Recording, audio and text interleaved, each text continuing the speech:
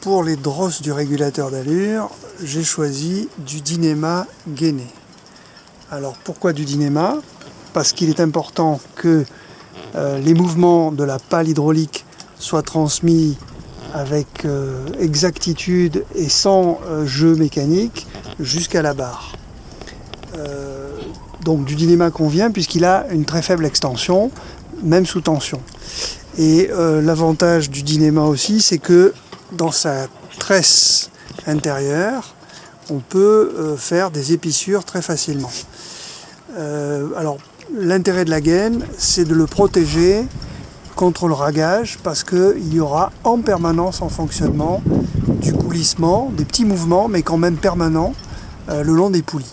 Donc la gaine le protégera et puis aussi il est plus agréable pour le manipuler. On va maintenant voir l'installation de la drosse du régulateur d'allure sur les poulies de renvoi à partir du poste de barre. Donc je pars du poste de barre, une première poulie de renvoi qui est tout simplement une poulie servant aux drosses d'enrouleur. Ici une poulie sur le balcon, tout à fait classique. Ici, et on arrive vers la pale hydraulique du régulateur d'allure, et donc très pratique, juste à faire passer ça là-dedans, et hop, voilà, la drosse est parfaitement tenue et ne bougera plus.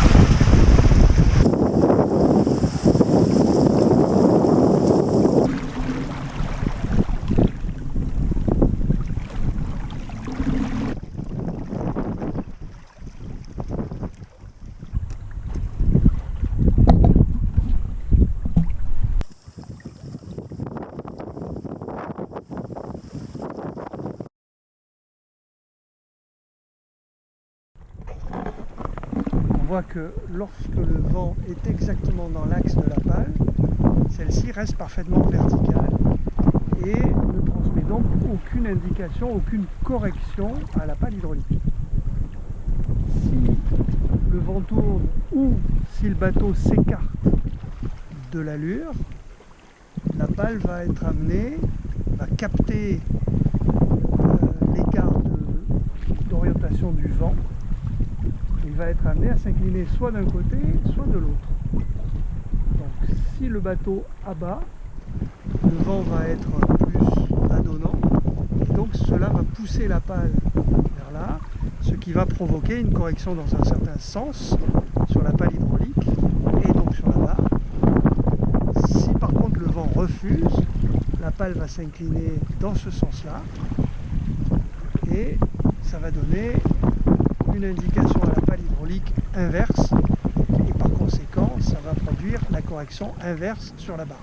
Donc l'ensemble, quand tout est bien réglé, constitue un asservissement qui vise à ce qu'on soit en permanence avec une pale verticale, c'est-à-dire bien réglée et une allure parfaitement conservée. Dans la réalité, on est toujours en train d'osciller un petit peu entre la pale d'un côté ou la pale de l'autre, et c'est d'ailleurs le signe d'un bon réglage du régulateur d'allure, de voir que la pale s'incline tantôt dans un sens, tantôt dans l'autre. Ça veut dire qu'on est bien en train d'osciller autour d'une position moyenne correcte. L'écart du vent apparent qui est mesuré par la pale est converti donc en rotation autour de cet axe. À l'intérieur de ce tube, une petite biellette permet de transmettre cette indication de l'écart à une biellette verticale qui descend à l'intérieur du tube jusqu'à la pale hydraulique. Alors le mouvement venant de l'aérien qui avait détecté par exemple un écart du vent apparent est transmis à l'intérieur de ce tube à une biellette, donc qui monte ou qui descend selon comment l'écart a été détecté, et ici à l'aide d'une autre biellette convertie en mouvement autour de l'axe horizontal et à nouveau convertie ici en mouvement de rotation, je dis bien de rotation de la pale hydraulique. Donc l'ensemble du système se comporte comme un amplificateur, c'est-à-dire que la petite variation angulaire détectée par l'aérien va être ensuite amplifiée par cette pale hydraulique pendulaire, parce que toute rotation de cette pale va se traduire grâce à l'énergie du bateau par un mouvement plus ample pendulaire. Et donc c'est ça qui constitue l'amplification de force. Parce qu'au départ, l'effort exercé par le vent sur la pale aérienne est relativement modeste, mais ensuite, grâce au mouvement de l'eau et de l'énergie qui est prélevée sur le bateau, sur l'avancement du bateau, eh bien, cette pale va amplifier l'effort et ensuite le transmettre aux deux drosses qui vont jusqu'à la barre. Alors, on a vu des vidéos qui montraient l'installation du régulateur d'allure, c'est-à-dire l'aérien, la pale hydraulique et le circuit des drosses jusqu'à la barre. Je voudrais revenir sur la manière de monter les drosses et en particulier de les tendre. Alors il faut les tendre beaucoup parce que c'est capital pour la précision de fonctionnement du régulateur. Le régulateur d'allure est un asservissement. Il asservit la direction relative du vent par rapport au bateau de façon à le garder constant par rapport à une consigne qui est l'angle où on positionne la tourelle. Pour que cet asservissement fonctionne de manière optimale, il est important qu'il n'y ait pas de jeu mécanique dans toute la chaîne. Alors, les drosses qui seraient détendues, cela constituerait un jeu mécanique. Un jeu mécanique pour un asservissement, c'est catastrophique parce que ça constitue, on appelle ça une non-linéarité, et une non-linéarité, ça va dégrader la précision de l'asservissement. Intuitivement, on comprend bien que s'il y a du jeu mécanique, on ne va pas arriver à piloter finement la barre, et ça peut même aller jusqu'à le rendre instable, c'est-à-dire qu'il va donner des consignes à contre-temps de ce qui serait nécessaire. Donc dans ce cas-là, l'asservissement ne converge même plus du tout et la direction ne sera pas du tout conservée, la direction du bateau. Alors, donc pour tendre parfaitement et enlever tout jeu mécanique sur l'ensemble du circuit de la pale hydraulique jusqu'à la barre, il faut trouver un moyen que les drosses soient tendues dès qu'on les installe et si possible que ça ne se détende pas. Là, il y a un petit bémol sur le système qu'on va montrer. La deuxième contrainte, c'est de pouvoir récupérer la barre, pouvoir libérer la barre instantanément en cas de besoin s'il fallait reprendre manuellement le contrôle du bateau. Donc je vais commencer par cette contrainte-là. Donc ici on a utilisé un système constricteur. La drosse vient de la pale hydraulique. Jusqu'ici, on voit quelques tours morts. On verra après l'intérêt des tours morts. Et le bout vient se récupérer à l'intérieur du cordage constricteur, qui est tout simplement une gaine en dynéma dans lequel passe la drosse. Alors s'il faut le libérer instantanément, je vais le faire. On est sous pilote, sous régulateur, mais je vais quand même le faire très brièvement. Il suffit de prendre le constricteur ici et de tirer, et immédiatement la drosse, la barre est libre. Alors, je vais immédiatement aussi montrer comment on va maintenant la tendre lors de la mise en place. Donc au départ, la drosse est comme ceci. Donc moi je fais au moins 2 tours morts, peut-être même un 3e parce qu'il y a de la place, il y a du mou. Et l'autre côté étant déjà sous tension, je viens ici prendre le bout dans le constricteur. Et puis je le prétends. Voilà. Après il faut vraiment exercer le maximum de tension et pousser ici le constricteur pour qu'elle ne se relâche pas. Alors je dois tout de suite dire qu'au bout de plusieurs heures de fonctionnement, comme ce constricteur n'est pas en permanence sous tension, mais qu'il est soumis à un incessant mouvement de relâchement et d'étirement, en fait il glisse un petit peu. Alors il faudrait peut-être faire une recherche pour savoir quels sont les bons bouts constricteurs, notamment lorsqu'on a des taquets constricteurs. Sur la course au large, ils ont ça, des coinceurs avec un bout de constricteur comme ça. Je pense qu'ils n'utilisent pas de la gaine dynéma simple parce qu'elle est vraiment très glissante, donc c'est pas l'objectif recherché.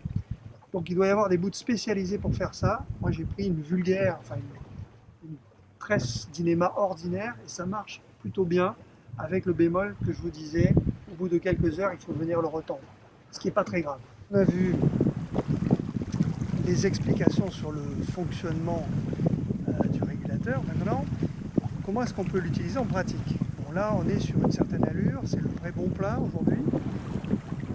Il se trouve que je voudrais qu'on fasse un peu plus d'est. Donc, en fait, qu'on serve un peu plus le vent, un peu plus auprès. Donc, en fait, tout simplement, on va donner comme nouvelle consigne régulateur de diminuer l'angle entre le vent apparent et le bateau, tout simplement en utilisant la tourelle qui est ici. Alors il faut y aller doucement parce que tout degré de rotation ici c'est une nouvelle consigne, c'est un degré de consigne nouveau sur l'asservissement. Donc là j'ai besoin de l'eau fait, ce qui veut dire que je vais demander que le vent soit plus près de l'axe du bateau. Donc je vais tourner la tourelle dans ce sens-là, de façon à ce que la nouvelle consigne soit à un angle plus près de l'axe du bateau. Donc je vais y aller doucement, on veut juste faire une petite dizaine de degrés de loft. Donc on repère avec le doigt et on fait à peu près 10 degrés. C'est dommage, c'est pas gradué. C'est une petite amélioration possible, ça serait de graduer de 10 en 10 la tourelle. Donc voilà, j'ai fait à peu près à l'œil comme ça, 10 degrés. Après, il faudra évidemment vérifier à l'aide du compas si on a pris un nouveau cap qui convient. Mais une fois qu'on a fait ça, l'asservissement va se débrouiller. C'est-à-dire, immédiatement, il considère qu'il y a une erreur. Alors lui, il ne sait pas si l'erreur provient du fait que le bateau a tourné, du fait que j'ai changé la consigne, du fait que le vent peut avoir tourné, le vent apparent. Donc voilà, il est en train d'exercer la correction. Alors pour ça, donc, il incline sa pale, ce qui va provoquer une inclinaison de la pale hydraulique et qui va exercer une contre-réaction sur la barre du bateau.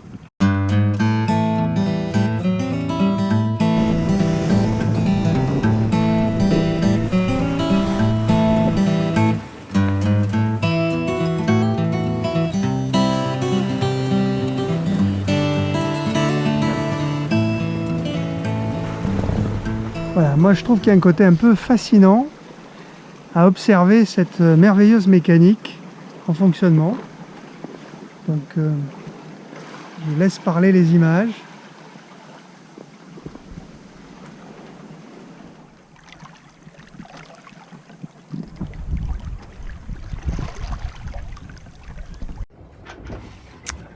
Les régulateurs d'allure ont la réputation de ne pas bien fonctionner aux allures portantes et dans le petit temps. Alors voilà, on a réglé le régulateur Cap Horn pour être plein vent arrière.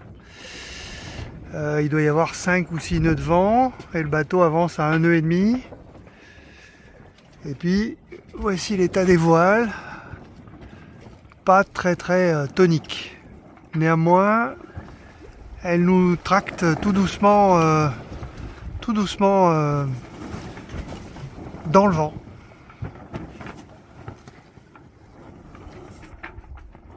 On n'a pas de spi. La grand voile est ferlée. Et le régulateur fait son boulot.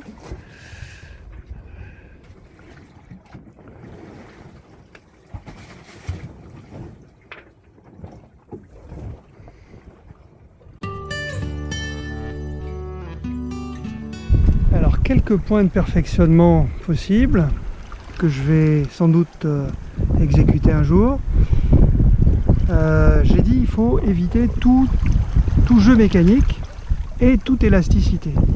Là j'avais choisi des petites poulies volantes là, pour le renvoi du balcon arrière et on voit que cette poulie en fait ne permet pas de transmettre parfaitement fidèlement les mouvements de la drosse parce qu'il arrive que certains mouvements de la drosse soient absorbés par la poulie en fait et donc non transmis à la barre. Alors, donc ça c'est un point qu'il va falloir améliorer en remplaçant cette poulie ordinaire par une poulie de chandelier fixe ce qui n'est pas le même prix mais qui sera beaucoup plus efficace pour la drosse.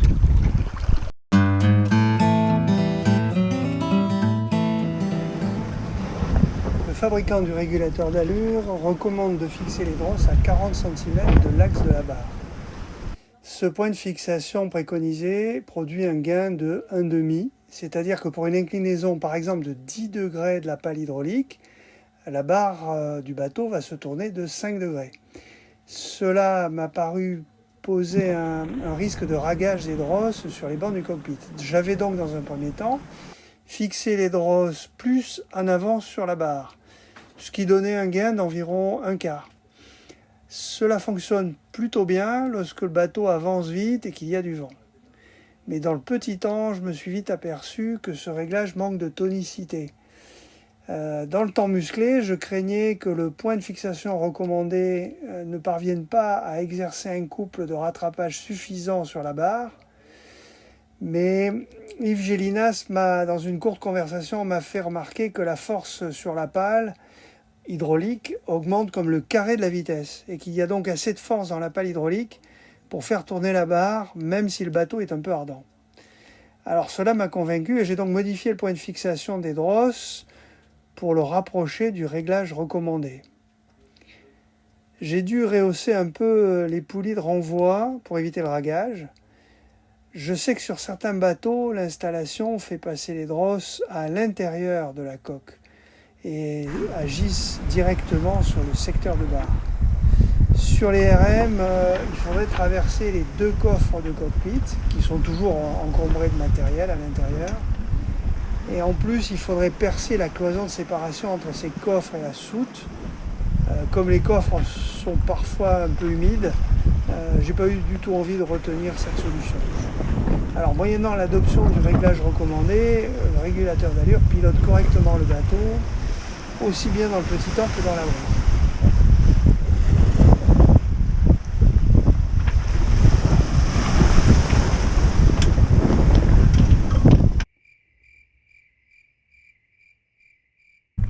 Alors, un autre point d'amélioration, ça serait ici de bien faire attention.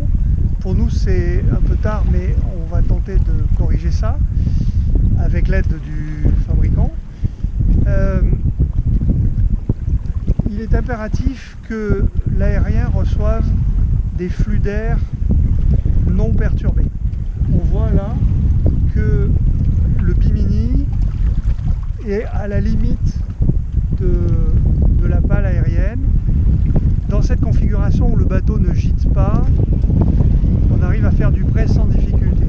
Si le bateau était assez gîté, il est probable que les flux d'air seraient très perturbés et que ça permettrait difficilement de faire un bon prêt. Voilà. Donc l'amélioration, ça consisterait à rehausser tout simplement cet aérien. Donc pour ceux qui voudraient installer ça sur le même bateau ou sur un autre type de bateau, faites bien attention à dégager correctement l'aérien au-dessus de la capote et au-dessus du bimini. Voilà, donc cet aérien-là, il fait 1m60. Je pense que si je devais le refaire, je prendrais 30 cm de plus ou un pied, puisque nos amis québécois aiment bien aussi le système impérial en pied. Donc au niveau de la discussion, il est important de bien se mettre d'accord sur ce qu'on commande.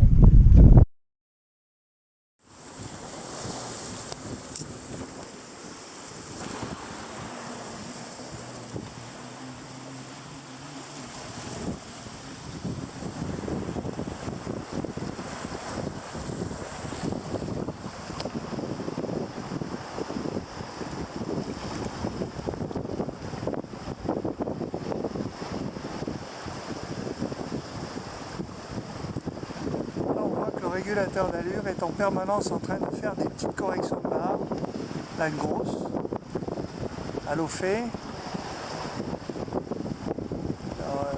La manœuvre est assez tendue, c'est indispensable.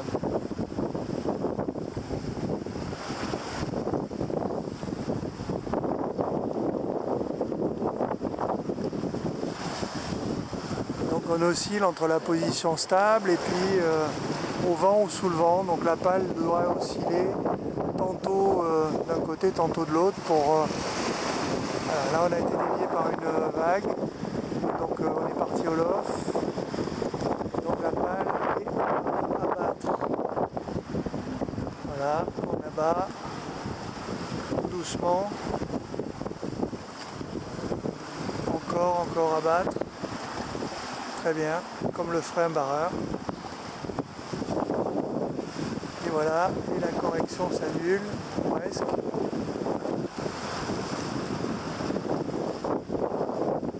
Voilà.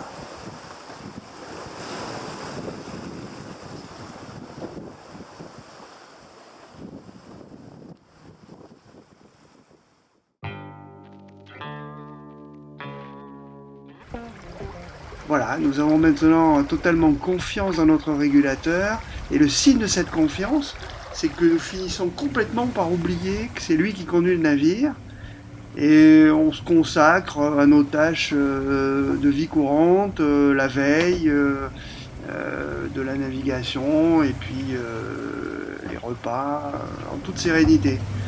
Et c'est vraiment ce qu'on dit des régulateurs, c'est un équipier supplémentaire. Alors c'est un équipier totalement infatigable, il est frugal parce qu'il consomme absolument rien, puis il se plaint jamais. Donc c'est vraiment proche de ce que l'on recherche d'un équipier parfait.